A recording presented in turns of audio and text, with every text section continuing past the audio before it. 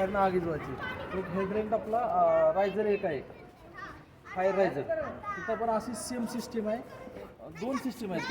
एक ह्याचं एक आहे हेडरेंट वॉलचा आणि होजरिंग ड्रमचा एक आहे. म्हणजे छोटी आग लागली तर ते लाल पाईप आहे ते यूज करू शकतो आपण. तिथे छोटी आग लागते.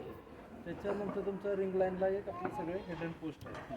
पहिल्या स्टार्टला आपल्याला काय करायचं, फायर एक्सटिंग्विशन आहेत प्रत्येक फ्लोअरला. त्यांनी पहिल्यांदा आगीच व्हायची छोटी आग लागली. त्याच्यानंतर त्यांनी नाही कंट्रोल झाली तर होजरिंग ड्रम आहेत.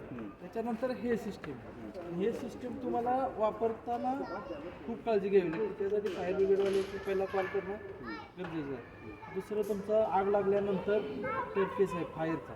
त्याच्यानंतर रिफ्युजिरी आहे, तिथं सगळ्यांनी जमायचं असतं.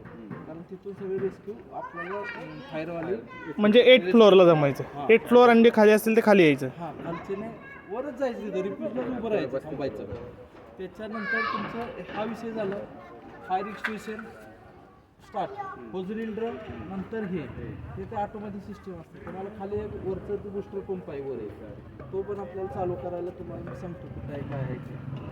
तो हे कोणी करायचं आहे, शेजारच्याला आग लागलेला समजलं पाहिजे. पहिल्यांदा अलाराम सिस्टीम यूज करायची, ती पण मी तुम्हाला दाखवतो.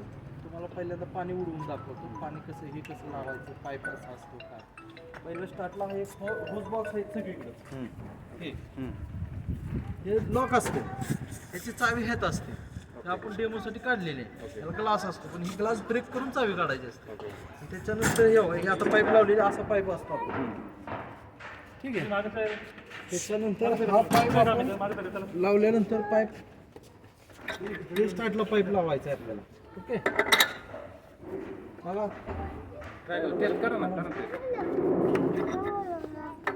हे कसं लावायचं, ऑटो लावायचं. पुढं पण तसंच आहे, ब्रँच पाईप लावायचा.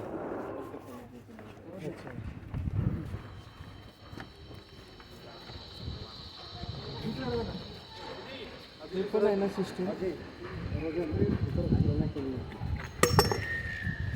हा पण सिस्टीम तशी सेमच आहे. मला एकदम ट्राय करून लॉकच केलेलं असतं. हे काढायचं, हे दोन्ही ओढायचे का, म्हणजे असं अरे पण हे लावायला हे असं काढलं तरी चालतं. परत ही म्हणजे हे दोघं जॉईन नसतात, हे सेपरेट पार्ट असतो.